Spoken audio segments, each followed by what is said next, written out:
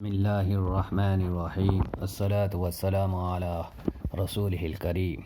شروع کرتا ہوں نبی صلی اللہ علیہ وسلم کی حدیث کہ ایک ایسا شخص کی بد دعا سے بچو جس پر ظلم کیا گیا ہو، یعنی بد دعا کی گنجائش شریعت پہ ہے۔ میں نے جوگی، مودی اور شفیع کے بارے میں بد دعا کی کہ وہ برباد ہو جائے، اور ساتھ میں مستقل روزہ کی اہتمام کیا اور کر بھی رہا ہوں۔ ایک ہمارے محسن دوست بڑے اچھے تبلیغ کے ساتھی ہے، انہوں نے ہمیں ایک دن کہا کہ نبی صلی اللہ علیہ وسلم کی و صحابہ کی سیرت سے ایک ہمیں ثبوت دکھا دیجئے کہ آپ نے بد دعا کی ہے، بلکہ آپ نے تو ہمیشہ ہدایت کی دعا کیا لوگوں کے لیے۔ ہم نے کہا بے شک اللہ کے نبی صلی اللہ علیہ وسلم نے ہدایت کی دعا کی ہے، طائف میں پتھر بھی کھایا ہے لیکن بد دعا نہیں کیا۔ لیکن جب بہت زیادہ ایکسٹریم ہو گیا ہے تو آپ نے قنوت نازلہ بھی پڑھا ہے اجتماعی طور پر نماز میں، اور جس میں بد دعا ہی تھا۔ اور آپ یہ بد دعا سیرت سے ملتی ہے، ایسی بات نہیں ہے کہ نہیں ملتی ہے۔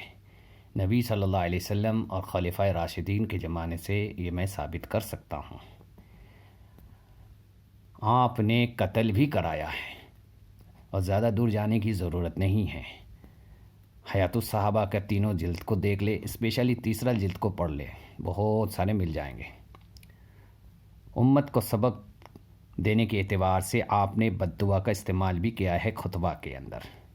چنانچہ بہت مشہور حدیث ہے، رمضان ابھی سامنے آنے والی ہے، اس کے فضائل کے لیے جو ہم لوگ فضائل اعمال سے حدیث پڑھتے ہیں نا، ہلاک ہو جائے وہ شخص جس کے سامنے میرا نام آیا اور اس نے درود نہیں پڑھا۔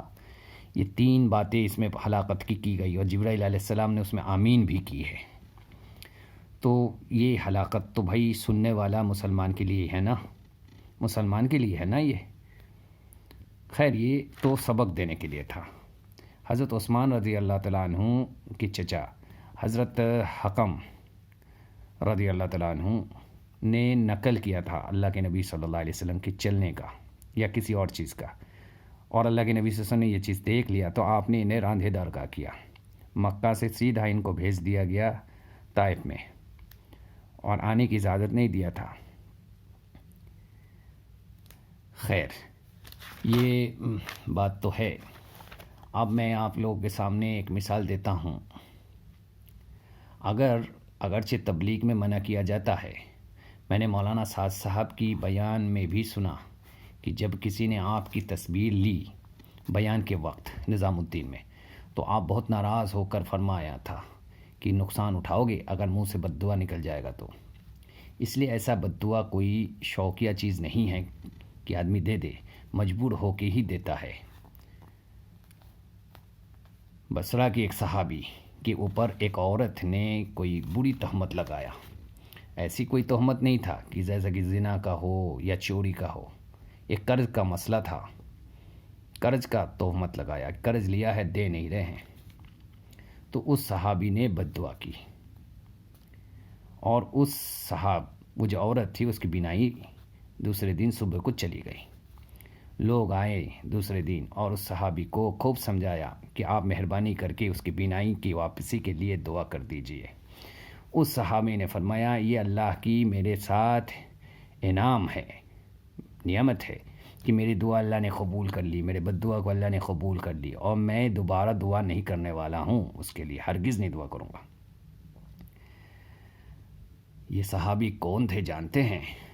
یہ حضرت سعید بن زید رضی اللہ تعالیٰ عنہ، عشرۂ مبشرین والے صحابی تھے، بڑے درجے کے صحابی۔ چنانچہ ان کی دونوں بد دعا قبول ہو گئی، اور وہ عورت اندھی ہو گئی، اور 1 ماہ کے اندر اپنے گھر کے کنویں میں گر کر مر گئی، کیونکہ ان کا دوسرا بد دعا یہ تھا کہ تو اپنے قبر اپنے کنویں میں بنا۔ چنانچہ وہی ہوا۔ پتہ ہے یہ عورت مسلمان تھی۔ حضور صلی اللہ علیہ وسلم کی یہ دعا تھا کہ اے اللہ اگر میرے منہ سے کبھی کوئی بد دعا نکل جائے تو اسے دعا بنا دینا۔ چنانچہ حضرت معاویہ رضی اللہ تعالیٰ عنہ کو کسی موقع پہ بلایا تھا اللہ کے نبی صلی اللہ علیہ وسلم۔ حضرت معاویہ رضی اللہ تعالیٰ عنہ اس وقت کھانا کھا رہے تھے، چھوٹے تھے، عمر کم تھا۔ پھر بھی بلایا گیا تو پھر بھی وہی جواب آیا کہ میں کھانا کھا رہے ہوں. وہ پھر بلایا گیا تو پھر بھی وہی جواب آیا کہ کھانا کھا رہے ہیں.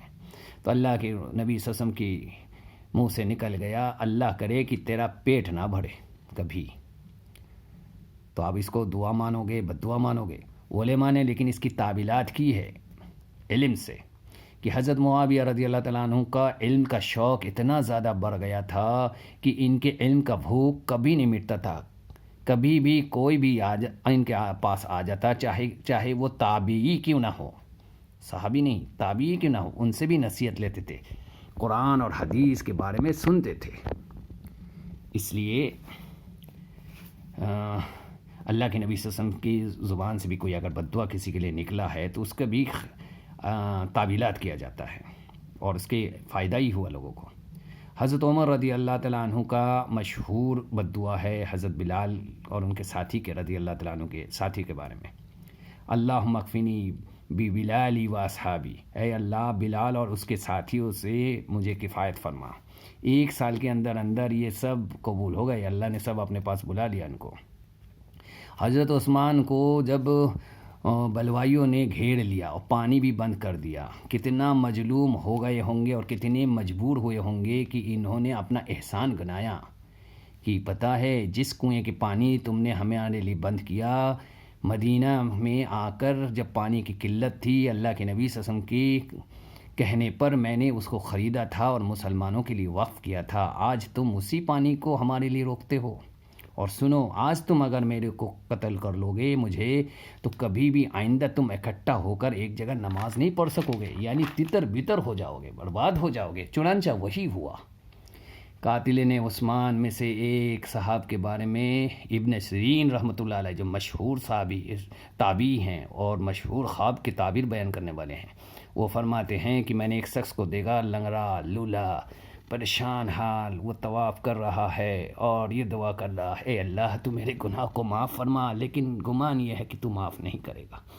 میں بہت یہ ہو گیا، کیا بات ہے. میں نے اسے پوچھا یہ کیا کہہ رہے ہو تم، گمان تمہارا صحیح نہیں ہے اور دعا کر رہے ہو. انہوں نے کہا تم جانتے ہو میں کون ہوں؟ میں حضرت عثمان کا قتل کرنے والا. میں نے ان کا دان ہی کو پکڑا تھا، اسی وقت میری ہاتھ سن ہو گئی تھی اور میں نے ان کے پنجروں کو توڑا تھا اور میں نے ان کو قتل کیا تھا. اسی وقت بی بی نائلہ نے، یعنی حضرت عثمان رضی اللہ تعالیٰ عنہ کی بیوی حضرت نائلہ نے مجھے بد دعا دیا تھا تو سوکھ جائے گا. چنانچہ میں سوکھ گیا ہوں. اسی وقت میرا ہاتھ سن ہو گیا تھا اور پھر یہ دوسرا انہوں نے بد دعا دی تھی کہ اندھا ہو جائے گا. چنانچہ میں اندھا ہو گیا ہوں اور اللہ تجھے کبھی معاف نہ کرے، اس لیے میں جتنی ہی دعا کیوں نہ کروں اللہ مجھے معاف نہیں کرے گا. ہائے. اب آتے ہیں حضرت علی رضی اللہ تعالیٰ عنہ کا واقعہ. حضرت علی ایک حدیث بیان کیا تو ایک صاحب بیٹھے ہوئے تھے، انہوں نے کہا کہ آپ جھوٹ فرما رہے ہیں، اللہ کے نبی نے ایسے نہیں فرمایا. تو انہوں نے کہا اگر میں جھوٹ